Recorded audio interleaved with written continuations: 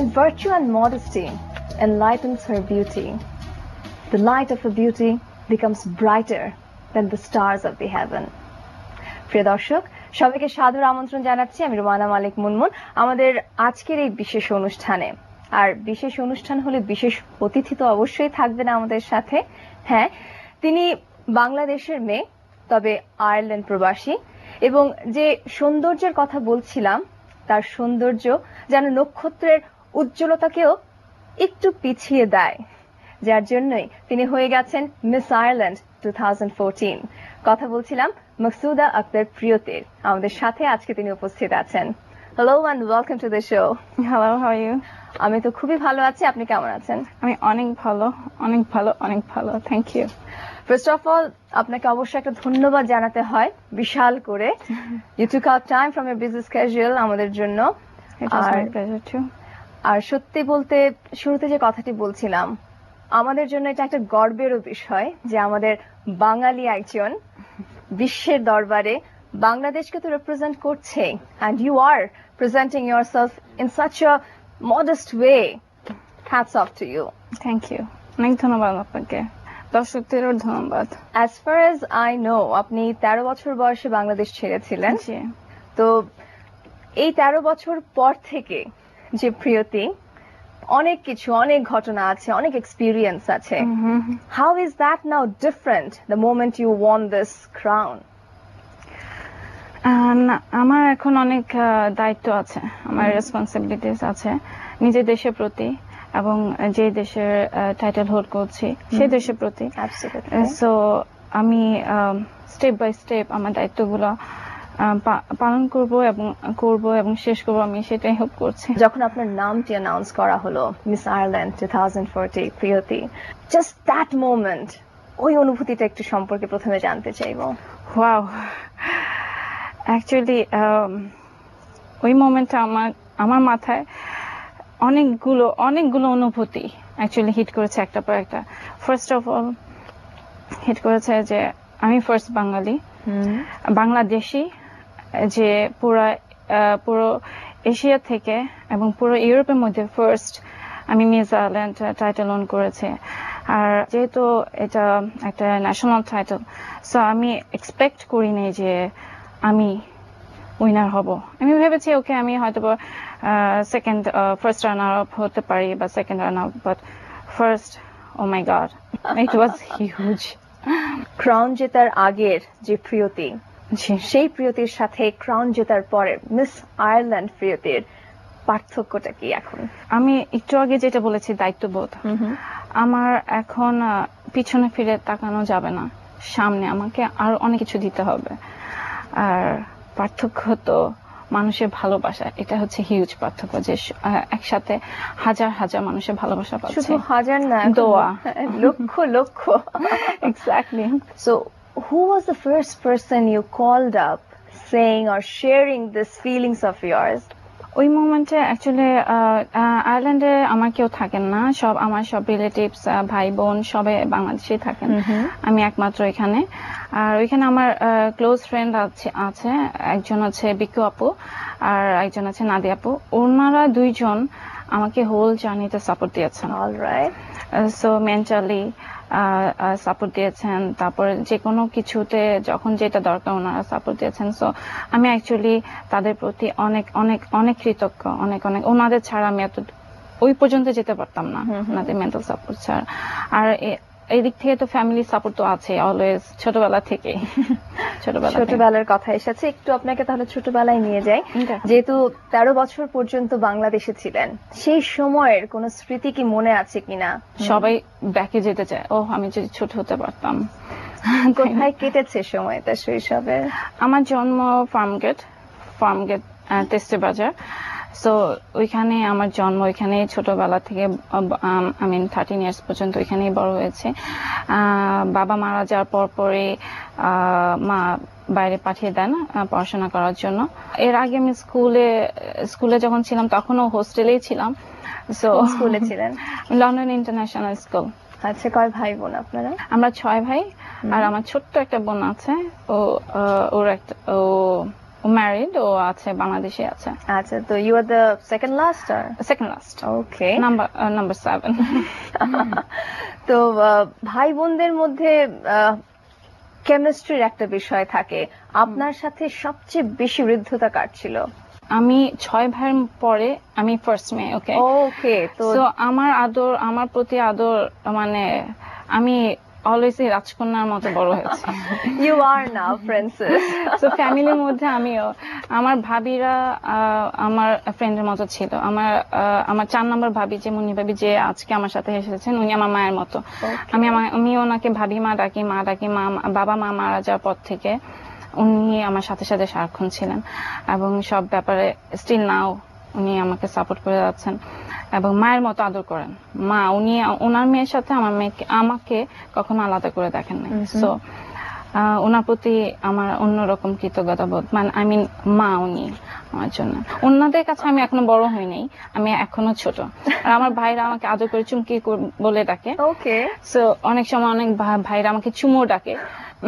ছোটবেলার কথা বলতে গিয়ে যেটা হয়েছে যে প্রচুর বন্ধু নিশ্চয়ই ছিল, সেই বন্ধুদের সাথে কি এখনো যোগাযোগ আছে? অ্যাকচুয়ালি আনফরচুনেটলি নাই। বাইরে যাওয়ার পর কানেকশনটা রাখতে পারিনি। তখন কিন্তু ফেসবুক ছিল না, আনফরচুনেটলি। সো আই হোপ যদি কেউ আমাকে দেখে থাকে এখন, সো আমাকে নক করলে বা ফেসবুকে নক করলে আমি খুব খুশি হব। I am sure they would love to. তো আপনারা যারা দেখছেন আমাদের অনুষ্ঠান, আমাদের গর্ব মিস আইল্যান্ড 2014, প্রিয়তি ইতিমধ্যে আপনাদেরকে রিকোয়েস্ট করে ফেলছেন যে তার বন্ধুরা যারা এই প্রোগ্রাম দেখছেন প্লিজ তার সাথে যোগাযোগ করবেন। Thank you. আচ্ছা, ছোটবেলার গল্পের পর এখন আয়ারল্যান্ডে মোস্টলি আপনার যে টিন এজ সময়টা, ওই সময়টা পার করেছেন, ওখানে কি একদমই একাই ছিলেন নাকি পরিবারের কাউকে না কাউকে পেয়েছেন? না, আমি সম্পূর্ণ একাই ছিলাম। ওখানে যাওয়ার সময় যে এক্সপেকটেশনস নিয়ে গিয়েছিলেন, what were you planning actually? পড়াশোনা কোন বিষয়ে করবেন, কি ভাবনা ছিল তখন? পড়াশোনা তখন ছিল, ফার্স্টে ছিল ডাক্তার হব। আচ্ছা, তারপর ওইখানকার পরিস্থিতি প্লাস ওইখানে এক্সপেন্স, লাইফ অনেক এক্সপেন্সিভ, আপনি জানেন। সো মেডিকেলের টিউশন ফিসগুলো অনেক এক্সপেন্সিভ। সো আমি পরে মেডিকেল আর কন্টিনিউ করতে পারিনি, যেহেতু আমার জব, লিভিং স্যার, অন্যান্য কোর্স শেষ করার পরে আমি ফুল টাইম ক্লাস করা শুরু করেছে। সো আবার পার্ট টাইম আমার জবও করতে হতো। সো দেন আমি আমার পড়াশোনার ডিরেকশনটা একটু চেঞ্জ করেছে, দেন বিজনেসে চলে গেছে। আমি ভেবেছি ব্যাংকার হব বা আমি নিজে একটা ব্যাংক ওন করবো, এরকম আর কি। সো যার কারণে আমার which is possible now. well, Just kidding. So then আমি স্টার্ট করেছি পড়াশোনার সাথে সাথে, আমি স্টার্ট করেছি স্টক ব্রোকিং জবে। সো আমি একজন স্টক ব্রোকারও ছিলাম। দেন 2008-এ আমার মা যখন মারা যান, তখন আমি বাংলাদেশে ছিলাম প্রায় 4-5 মাস আমার ছোট বোনের সাথে। দেন আমি জব ছেড়ে দিয়েছি সেই সময়। 2008-এর পরে যে আমার বেবি হলো, সো 2টা বেবি হয়েছে পরপর। আবরাজ আমার ছেলের নাম, he is 4 now, and Monira little princess. ও কত? ও 3 years. Okay. So then ওদের অ্যাকচুয়ালি লুক আফটার ব্যাপার ছিল। সো আমি একটা ব্রেকও নিয়েছি। দেন আমি চিন্তা করলাম, ওকে, আমি আমার প্রফেশন, আমার ক্যারিয়ার কমপ্লিটলি চেঞ্জ করে ফেলবো। দেন আমি শুরু করি পাইলট কোর্স। দেন আমি student pilot course and private pilot license course শেষ করি। দেন এখন আমি ইনস্ট্রাক্টর রেটিং নিয়ে এখন ইনস্ট্রাক্টিং করছি, প্লাস আমি কমার্শিয়াল পাইলট হওয়ার জন্য আরও গেইন করছি। ওয়াও! তো আকাশে উঠতে উঠতেই কি স্বপ্নটা সেরকম বিশাল হয়ে গিয়েছিল যে কারণে এরকম একটা ন্যাশনাল বিউটি প্যাজেন্টে অংশ নেয়া? আমি অলওয়েজই হাই অ্যাম্বিশাস গার্ল। আমি অলওয়েজই মানে বড় বড় জিনিস চিন্তা করি। ছোটবেলা থেকে আমি কিন্তু মডেলিং খুব লাইক করি, সুন্দরী প্রতিযোগিতা লাইক করি। আমি আপনাদের লাক্স যে বিউটি কন্টেস্ট হয়, আমি কিন্তু এভরি ইয়ার দেখি। আপনি তো একজন 2008 2006 I was 2006 and it's great that you watch our show. Thank you. Of course আমি দেখি। সো আমি অলওয়েজই বিউটি কন্টেস্ট, তারপর মডেলিং, এগুলোর প্রতি আমার আলাদা রকম একটা অ্যাট্রাকশন কাজ করে। সো বাট কাজের ফাঁকে ফাঁকে যখনই আমি সময় পেতাম ছোটখাটো আমি করতাম। দেন আমি একদিন হঠাৎ করে নিউজ পেপার দেখলাম যে মিস আয়ারল্যান্ডের অ্যাডভার্টাইজ। সো আয়ারল্যান্ডের যে কেউই এটাকে এখানে অ্যাপ্লাই করতে পারে, যেহেতু আমি আইরিশ সিটিজেন, সো আমি চিন্তা করলাম আমি পাঠিয়ে দিই, লেটস সি হোয়াটস। দেন আমি ওদের রেজিস্ট্রেশন ফিস আছে, ওদের কিছু ফিস আছে, ওইটা সহ ছবি পাঠিয়ে দিই। দেন মেবি মোস্ট প্রবাবলি 4200 মেয়ের মধ্যে 700 মেয়ে প্রাইমারি ওরা সিলেক্ট করে, তার মধ্যে আমি একজন ছিলাম। দেন যখন ওরা কল করে, ইমেল ব্যাক করে, দেন ওকে লেটস স্টার্ট। আচ্ছা, কি কি প্রিপারেশন নিয়েছিলেন সেটা সম্পর্কে জানবো ছোট্ট একটা বিরতির পর। শিওর। প্রিয় দর্শক, কথা বলতে বলতে বিরতি নেওয়ার সময় হয়ে গিয়েছে। আরো অনেক প্রশ্ন রয়েছে আমার, যার উত্তর আমরা অবশ্যই আপনাদের সামনে নিয়ে আসবো, তবে ছোট্ট একটা বিরতির পর। Stay tuned. বিরতির পর আরো একবার সাদর আমন্ত্রণ জানাচ্ছি এনটিভির আজকের বিশেষ অনুষ্ঠান। আমাদের সাথে আছেন মিস আয়ারল্যান্ড 2014 মাকসুদা আক্তার প্রিয়তি। বিরতিতে যাওয়ার আগে জানতে চাচ্ছিলাম যে নিজের প্রস্তুতিটা কিভাবে, কি রকম নিয়েছিলেন? ফার্স্ট যে প্রিপারেশন ছিল বডি 34-24-34। ওকে, এমনি আপনার ফিগার মাপটা কি ছিল তাও জেনে নেই। তখন কি ছিল তখন এটা তো বলা যাবে না। ওকে, অলরাইট। তাহলে বুঝতে পারতাম ডিফারেন্সটা কতটুকু হয়েছিল। আমি অবশ্য কখনোই হিউজ মোটা ছিলাম না, বাট তারপরে ওদের যে ইন্টারন্যাশনাল যে স্ট্যান্ডার্ডটা ওরা মেনটেন করে, সেটার জন্য আমার টোন বোর্ডের যেটা এক্স্যাক্টলি, সো সেটা করার জন্য আমাকে হিউজ ওয়ার্ক করতে হয়েছে। ফুড হ্যাবিট কমপ্লিটলি চেঞ্জ করতে হয়েছে। 6 month everyday, almost 6 days in a week আমাকে জিমে যেতে হয়েছে। 2-3 hours আমি ওয়ার্কআউট করেছি। and that took almost 6 months. ওই 6 সময়টুকু months, আপনি নিজেকে প্রতিটা সময় আপনি কাজে Use লাগিয়েছেন। করেছি, তারপরে যখন প্রতিযোগিতাটা শুরু হলো, ওনাদের কি একটাই শুধু গালা ইভেন্ট টাইপের ছিল, নাকি No, no, এক একটা ধাপে ধাপে ধাপে এসেছেন? ধাপে। একটু ওটা সম্পর্কে জানতে চাচ্ছি। আমাদের মেইনলি পয়েন্ট সিস্টেম ছিল। তো প্রত্যেকটা পয়েন্ট হচ্ছে যে আমাদের চ্যারিটি ইভেন্ট গুলো আমাদের মেনটেন করতে হতো। আমরা এগুলোকে অ্যাপিয়ারেন্স বলে, পাবলিক অ্যাপিয়ারেন্স। ওকে, এর আগে আমাদের এক একজনকে এক একটা টাইটেল দেওয়া হয়েছিল। যেমন আমি যে টাইটেলটা নিয়েছি সেটা হচ্ছে আমি যেখান থেকে আমি প্রাইভেট লাইসেন্স যেখান থেকে আমি কমপ্লিট করেছি, প্রাইভেট পাইলট লাইসেন্স। সো আমি মিস ন্যাশনাল ফ্লাইট সেন্টার, ওই টাইটেলটা আমি ক্যারি করেছি। সো আমাদের যেটা করতে হয়েছে যে যতটা চ্যারিটি ইভেন্ট করতে পারে, আমি উইমেন্স এইডের জন্য, ক্যান্সার সোসাইটির জন্য, চিলড্রেন হসপিটালের জন্য, এক এক দিন এক এক শপিং সেন্টারের রাস্তায় আমি ওদের জন্য ফান্ড রেজ করা ট্রাই করেছি। সো এগুলোর উপর পয়েন্ট ছিল আমাদের। তারপর আমাদের বিহেভিয়ার আর আমাদের অ্যাক্টিভিটিস, আমাদের ওদের সাথে কমিউনিকেট, সো ইন্টারাকশন, এগুলোর উপর প্রত্যেকটা ব্যাপারের উপর মার্কস ছিল। সো ওরা ওইটা অন স্টেজ যেটা ফাইনাল, সেটা অনলি 30%, 70% আগের থেকে। অলরাইট। তো আপনার স্কোরটা কত ছিল ওটা কি জানা হয়েছে, নাকি একদম শেষেই গিয়ে একদম টোটাল আমরা কেউই জানতাম না, একদম ফাইনালে আমরা জেনেছি। তো যখন ফাইনাল গালাটা যখন হচ্ছিল, ওই সময়ের কি কি স্টেপ হয়েছে, কি কি পারফরমেন্স হয়েছে একটু জানতে চাই।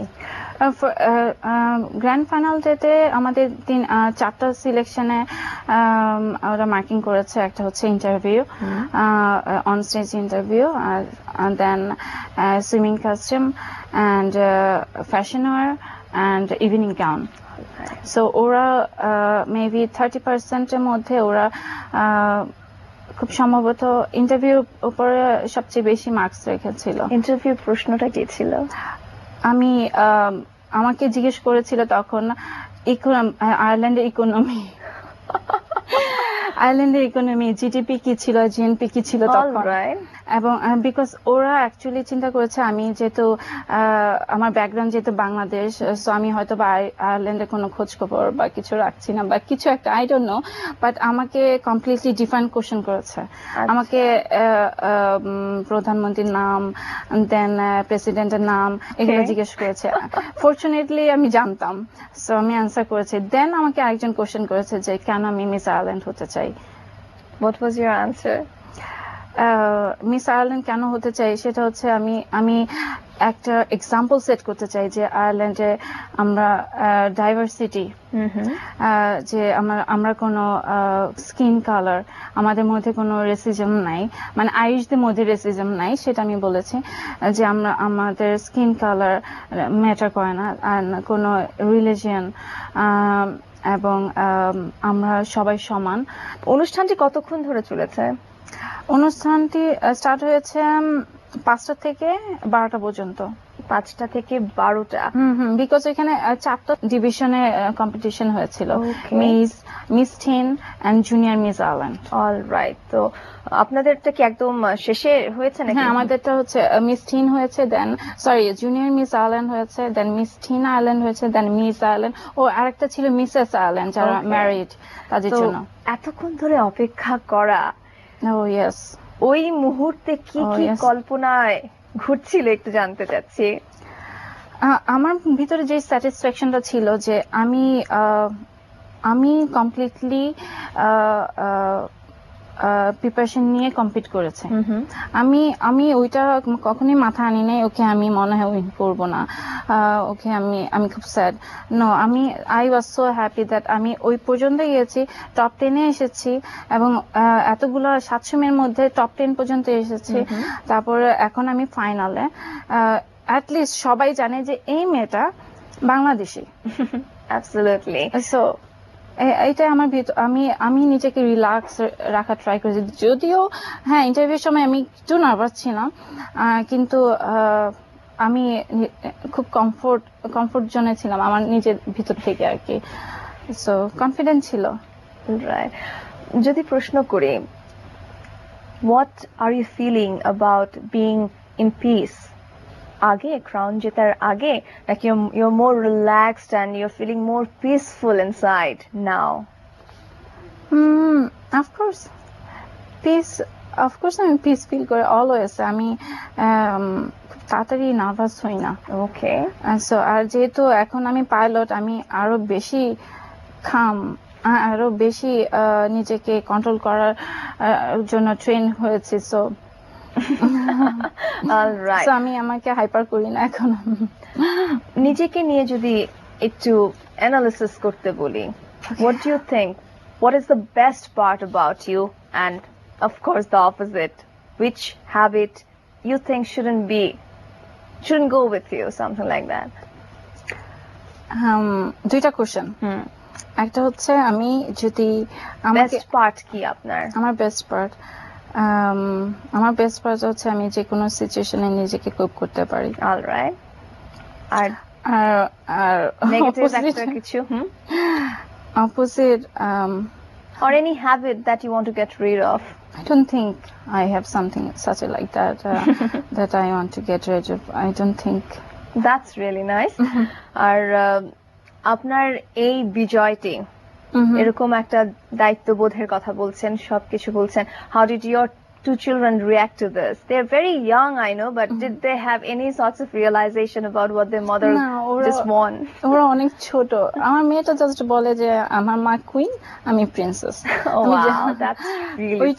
ওইটা ওরা কিভাবে জানে বা কিভাবে বুঝে আমি জানি না, বাট হয়তো বা ছবি দেখে, বাট ওরা এখন ওইটা বুঝে না, ওরা অনেক ছোট। All right, now you said some of your duties coming up with this crown. আপনার এমনি কি পরিকল্পনা রয়েছে ভবিষ্যতের জন্য? আমার বাংলাদেশের জন্য আমার যেটা আমার ছোটবেলা থেকে ইচ্ছা যে বাংলাদেশে শিশু শ্রমের উপরে কাজ করা, যে বাচ্চারা ছোট ছোট বাচ্চারা এখানে কাজ করে রাস্তায়, ওদের যেখানে স্কুলে যাওয়ার কথা, ওদের বেসিক নিডস গুলো যেটা হচ্ছে খাবার, কাপড়, এডুকেশন, এগুলা ওরা ওরা ডিপ্রাইভড হচ্ছে ওইটা অনলি আমাদের গভর্নমেন্টের কিন্তু এটা দায়িত্ব না, আমাদেরও দায়িত্ব আছে। আমাদের একটা স্বাধীন দেশ পেয়েছে, অনেক আপনি দেখেন ওয়ার্ল্ডে কিন্তু অনেক জায়গায় যুদ্ধ হচ্ছে, তাই না? ওরা কত কষ্টে আছে, আমরা অনেক লাকি যে আমাদের ইন্ডিপেন্ডেন্ট কান্ট্রি। সো আমাদেরও একটা দায়িত্ব আছে। সো আমি আমার লিমিটেশন এখন আছে হব, তখন আমি আমার বাংলাদেশের শিশু শ্রম উপরে কাজ করা, যাতে বাচ্চারা অ্যাটলিস্ট ওদের বেসিক নিডটা পায়, ওরা যাতে অ্যাটলিস্ট এডুকেটেড হয়। অলরাইট। যে বাংলাদেশকে রেখে গিয়েছিলেন 13 বছর বয়সে, তারপর যখন এখন ফিরে এসেছেন, কি মনে হচ্ছে? দেশ সম্পর্কে যে ইমপ্রেশনটি মনের মধ্যে গেঁথেছিলেন সেটা কি আগের মতোই আছে নাকি পরিবর্তন পাচ্ছেন? অফকোর্স পরিবর্তন তো হয়েছে, অনেক পরিবর্তন হয়েছে, হিউজ পরিবর্তন হয়েছে অ্যাকচুয়ালি। অ্যান্ড আমি অ্যাকচুয়ালি 13 বছর লাস্ট এবারই একটু লম্বা সময় পরে বাংলাদেশে এসেছে, 2 ইয়ার্স পরে। আদারওয়াইজ এর আগে আমি প্রতি বছর 2-3 বার করে আসা হতো। আপনার দৃষ্টিতে বাংলাদেশকে যদি আমরা ডেভেলপড কান্ট্রিতে নিয়ে যেতে চাই, কোন কোন বিষয়ের উপর আমাদের আরো বেশি গুরুত্ব দেওয়া উচিত বলে মনে করেন, এবং আপনার জায়গা থেকে আপনি কতটুকু ওখানে ইনফ্লুয়েন্স করতে পারবেন বলে মনে হয়? Education. You'll focus on education. All right. Education not only একটা পার্ট শুধুমাত্র এডুকেটেড হবে না, all over রুরাল প্লেস বাংলাদেশে, যেখানে ভিলেজ গুলাতে। তারপরে এই যে আমি একটু আগে যে বললাম যে ছোট ছোট বাচ্চারা যাদের ফ্যামিলি নাই, হয়তো বা বাবা মা নাই, অথবা ওরা হয়তো বা অরফান, এতিম হয়তোবা। সো ওদেরকে দেখা, যদি একটা নেশন যদি এডুকেটেড না হয়, তাহলে সামনে আগানোটা প্রত্যেকবারই আপনি পিছনে চলে আসবেন, 2 স্টেপ আগাবেন, আপনি পিছনে 1 স্টেপ চলে আসবেন। So education is the most important. আপনার কথায় ভিলেজ, রুরাল এরিয়ার কথা এসেছে। Have you been to any villages in Bangladesh? Oh yes, of course. আমি এসেছি এখানে একটা অর্গানাইজেশনের সাথে কাজ করার জন্য। সো আমি গতকালকে একটা ভিলেজে গিয়েছি, যেখানে একটা দ্বীপ মেঘনা নদীর মধ্যে, বাট ওদের এখানে কোনো ইলেকট্রিসিটি নাই। বাচ্চাদের দেখলাম যে খোলা রোদের মধ্যে, 35 ডিগ্রি রোদের মধ্যে, গরমের মধ্যে ওরা পড়ছে। আমরা তো অনেক ভালো আছি, অনেক ভালো আছি। ওদের সাথে যখন কথা বলেছেন, did you say anything to them, যেটা বা তারা আপনাদেরকে কিছু বলেছে কিনা যেটা আপনার মনে গেঁথেছে? ওরা তো আমাকে দেখে অনেক খুশি, আর আমি ওদের দেখে অনেক খুশি। বাট আমি ওদেরকে জাস্ট এনকারেজ করে, আমি আমার ওই মুহূর্তে আমি ওদেরকে তেমন কিছু আশা দিতে পাইনি যে আমি তোমাদের জন্য ইলেকট্রিসিটি নিয়ে আসবো বা তোমাদের বেটার প্লেস করে দিব, তাই না? বাট আমি ওদেরকে এনকারেজ করেছি যে নিজেকে ডেভেলপ করার জন্য, পড়াশোনাটা যাতে ওরা কন্টিনিউ করে, ওরা যাতে হোমওয়ার্কটা ঠিক মতো করে, ওরা যাতে ফোকাসড হয়, ফিউচার ফোকাসড হয়। রাইট। প্রিয় দর্শক, কথা বলতে বলতে বিরতি নেওয়ার সময় হয়ে গিয়েছে। আরো অনেক প্রশ্ন রয়েছে আমার, যার উত্তর আমরা অবশ্যই আপনাদের সামনে নিয়ে আসবো, তবে ছোট্ট একটা বিরতির পর। আপনার এই সোশ্যাল ওয়ার্কের পাশাপাশি আপনি ভাবছেন চলচ্চিত্রে কাজ করবেন, তো আইরিশ পরিচালক কিয়ারান ডেভিসের সাথে আপনার পরিচয় এবং কিভাবে কাস্টিং এ সবকিছু মিলে একটু গল্পটা জানতে চাই। মিস আয়ারল্যান্ড হওয়ার পরে দেন যখন আমার কাজগুলো শুরু হয়, যেমন ফটোশুট, দেন নানান অ্যাক্টিভিটিস, যেমন চ্যারিটি ফ্যাশন শোজ, ওগুলোর মাঝখান থেকেই মনে হয় কিয়ারান ডেভিস আমাকে কোথাও নোটিস করেছে। দেন উনি আমাকে ইমেল করেছে।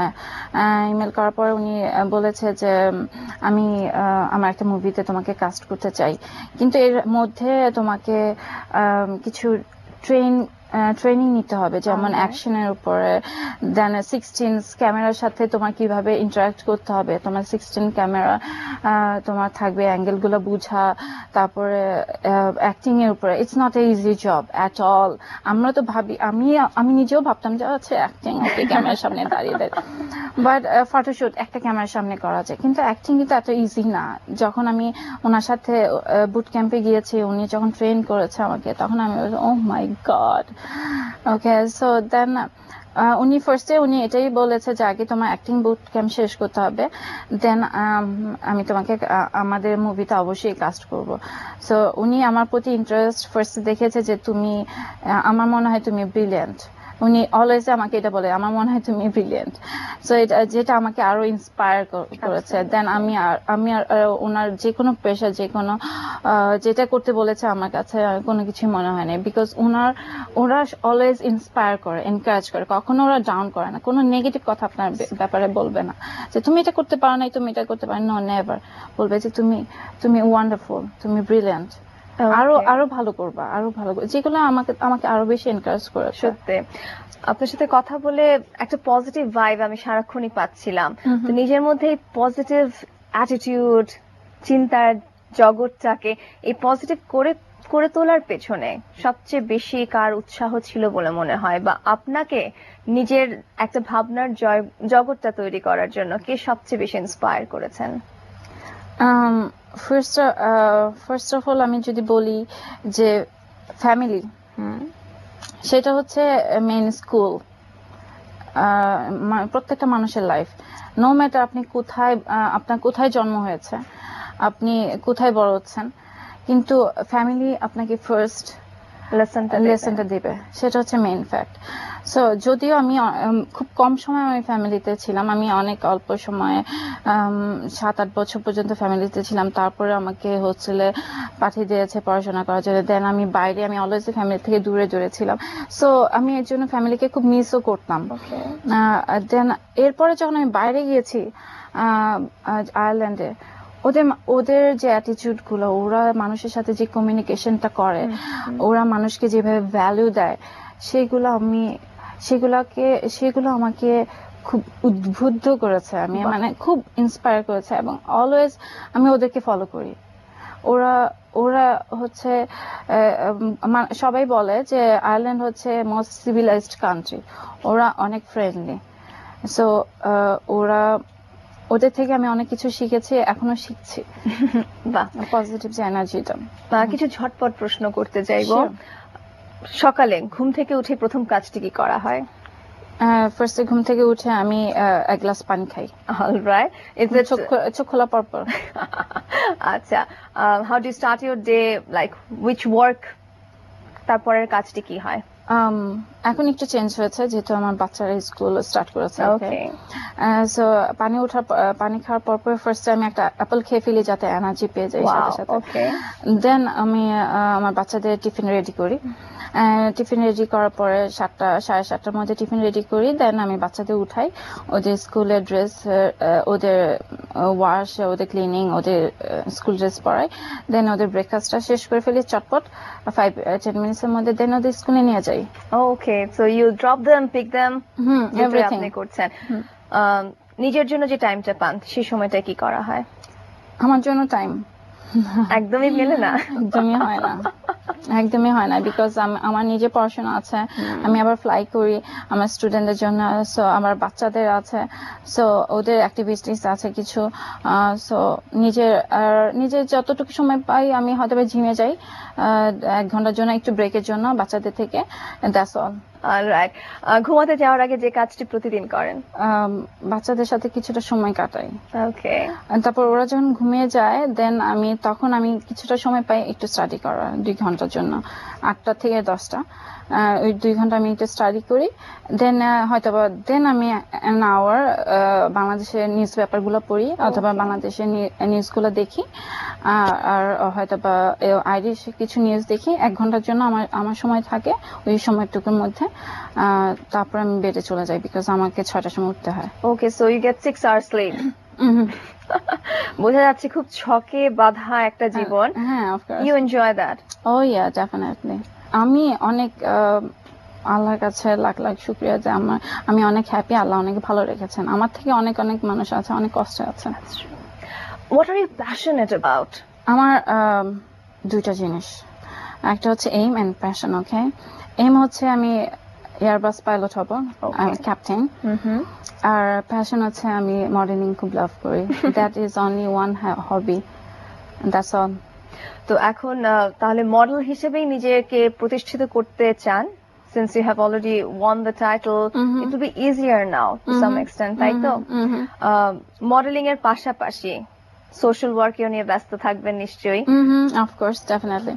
You are being such a wonderful person, Thank very you. caring mother, very dedicated to your job. You want to be a model, and of course, social worker হিসেবে নিজের জায়গাটাকে আপনি প্রতিষ্ঠিত করেছেন। নামের সাথে এতগুলো বিশেষণ যোগ হয়েছে, কখনো কি খুব বেশি ভার মনে হয়? Not at all. একদমই না, বিকজ এটাই তো সময় কাজ করার। বয়স হলে তো বসেই থাকবো বাসায়, তখন রেস্ট নিব।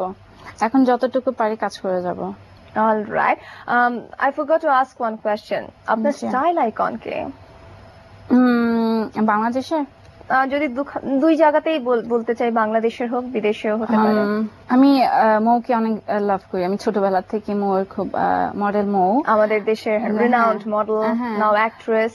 হ্যাঁ, ওনাকে আমার খুব ভালো লাগতো। আমি ওনাকে অলওয়েজ ফলো করতাম আর ছোটবেলায়। আচ্ছা। আর এখন যদি বাইরে কাউকে বলেন তাহলে আমি তাকে অনেক পছন্দ করি। সে কিন্তু অ্যাক্টর, নট অনলি অ্যাক্টর, সে এখন অনেক সোশ্যাল ওয়ার্কে উনি ইনভলভ এবং সে একজন member of parliament. Alright. So by the way, are you interested in politics? No. ওই জায়গাটা একটু এখন আপাতত ক্লোজ আছে। আচ্ছা। You were talking about আমাদের দেশের বিখ্যাত একজন পার্সোনালিটি, আমি বলবো। She is an actress, she is a model, she is also a dancer. তো আপনার কি এরকম নাচ বা গান বা আবৃত্তি কোনো কিছুর প্রতি আগ্রহ আছে কিনা? আমি নাচ গান দুইটাই পছন্দ করি। I wish I could have any kind of talent like this. But আমি নাচতে পারি না, বাট আমাকে ট্রেন করলে আমি নাচতে পারি। অলরাইট। তো এই মঞ্চে হয়তো আমি নাচের রিকোয়েস্ট করতে পারি না, তবে গান অথবা কবিতা আবৃত্তির রিকোয়েস্ট করতেই পারি। তো কিছু একটা কি আমাদের দর্শককে উপহার দেওয়া যায় কিনা? গান একটু ট্রাই করতে পারি। Alright, that's nice. আমার পূজার ফুল ভালোবাসা হয়ে গেছে, তুমি যেন ভুল বুঝো না। আমার পূজার ফুল ভালোবাসা হয়ে গেছে, তুমি যেন ভুল বুঝো না।